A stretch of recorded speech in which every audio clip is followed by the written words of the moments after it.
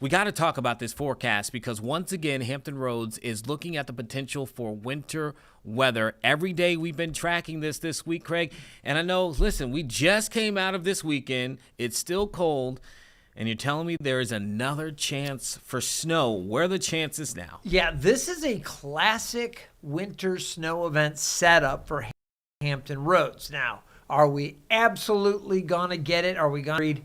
Still too early to say for sure, but I can tell you the ingredients are coming together for a significant snowfall. So let's take a look. Again, we've declared a weather impact alert for the weekend, the timing Saturday into Saturday night and early Sunday. The impact includes wintry weather, and it's really interesting. In this case, there's so much cold air in place that this is mainly going to be a snow event. You know, before we had to worry a lot about ice and mix and change over to rain and all that.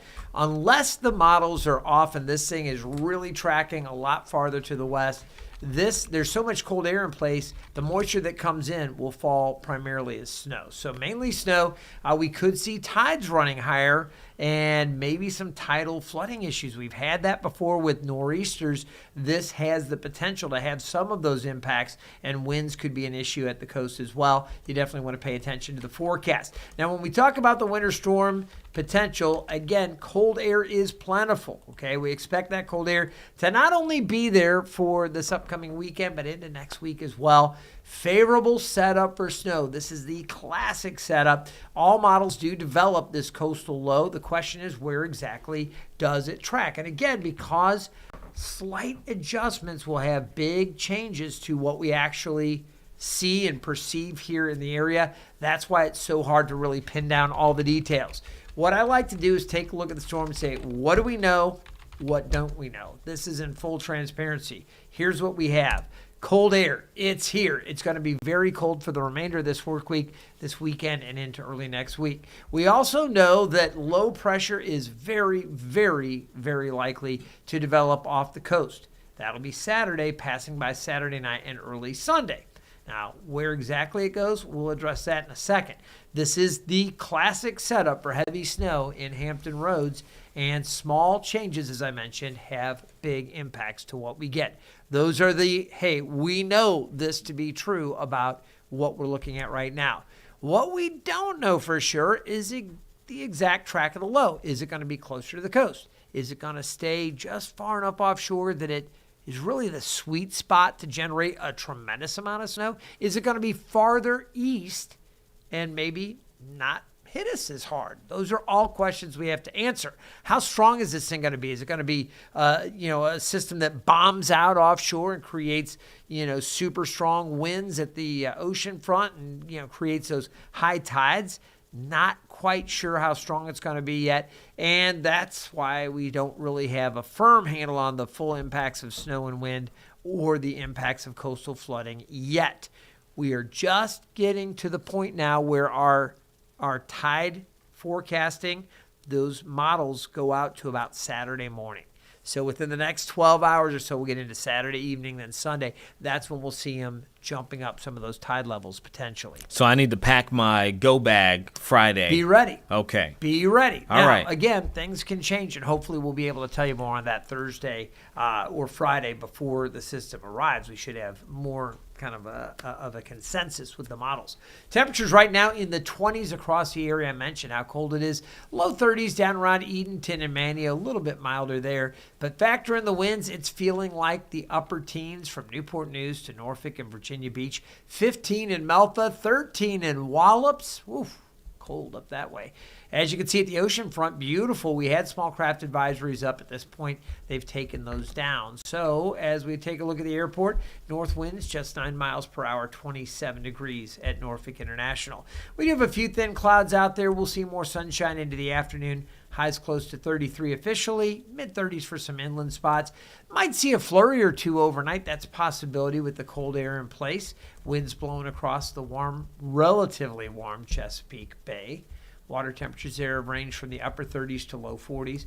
As you can see, again, the futurecast looking at more sunshine tomorrow. And then as we get into Friday, you start to see the hints that there might be a few snow showers or flurries. Nothing too major there just yet into early Saturday. but the potential is there for the weekend. There's a GFS, and you can see the Euro, both of those producing snow for our area. So we know cold air is in place. If it takes a track similar to that pink, what we call the first track there, number 1, and it's a coastal low or a coast runner, we might see a little bit of warmer air mixing in around the outer banks, maybe a little bit of rain right there. Snow to wintry mix right along the beaches, and then snow inland. Could see some stronger winds and some higher tides with that scenario. If it stays offshore on that blue track, that's the sweet spot where we could see a lot of snow. Some of the models have been going really, really crazy. And again, I'll project, just give you a couple numbers to think about here in a moment. If it takes that easterly track number 3 in green, that would be more offshore. It would be more of a glancing blow, and we would get some stuff maybe late Saturday, but it wouldn't last very long. It would move out, and we would have lighter amounts. Now, I took a look at the models and the ensemble models, and I will tell you the GFS actually followed a track somewhere between the blue and that purple, a little bit closer to the coast. So that was interesting because most of the modeling has actually been in the more likely area there between the blue and the green, where it carries it a little farther offshore. So taking a look at the probabilities with all the ensemble models, right now the GFS is running about 60 to 70% chance that we have 6 inches or more of snow. And honestly, the model is projecting higher amounts than that for parts of the area. So again, I don't want to put up our snow bands, Matt, because there's not a consensus yet, but that's one of the possibilities. I would say the Euro ensembles were showing about a 60% chance for 6 inches or more. So both those global models, when you do a bunch of little variations to the setup, they're saying, hey, 6 and 10 times we see at least 6 inches or more. Significant snow. Will we get that much? Maybe, maybe not.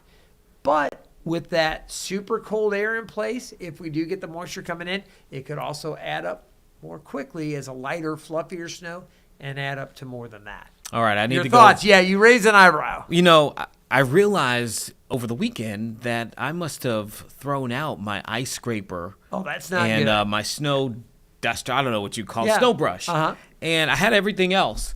But that was a problem for me. So if you're like me, go ahead and get that, because just in case, just for any reason for the future, because trying to brush off all that snow with your bare hands, or in my case, I tried to use a binder at one point.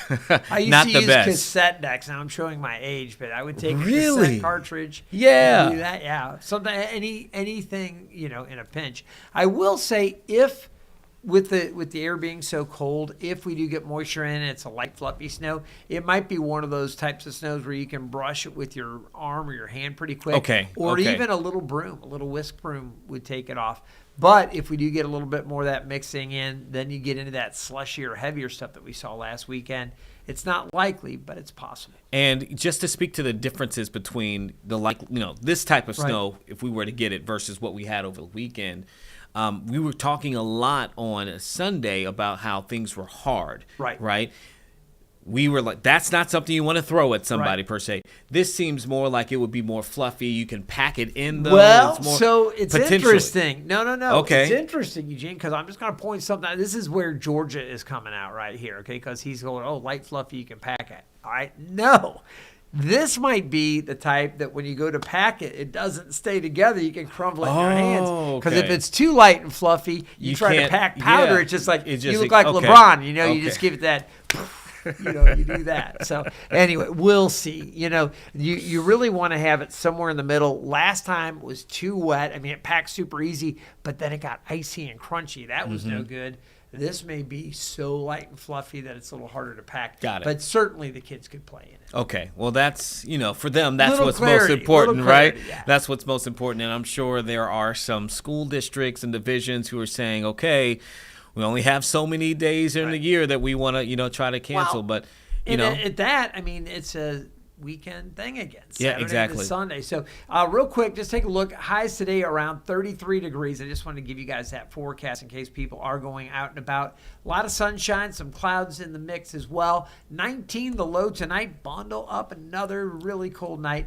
31 tomorrow. As we look ahead to the weekend, You can see the temperatures there staying close to 30, 31 degrees, and then temperatures back into the mid-30s on Monday to Tuesday. One interesting note, okay, we had a couple guests here. They're actually the owners of a new deli and the Bagel Baker in Virginia Beach.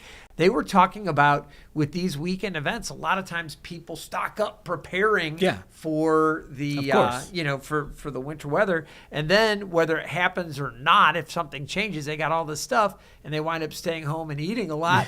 Remember all of our restaurateurs around the region, because you think about it, I mean, they're out there normally serving the public, and when we get these things and people stock up, then they maybe don't go out to eat as much for the next several days or a week. And hopefully people go out, particularly in Norfolk. It is restaurant week last time I checked, so they'll do that. Yeah. Craig, if you can pull back up that 7-day, because this goes along with my question when I was talking about schools. And you're right. I know this is a weekend event that we're looking at.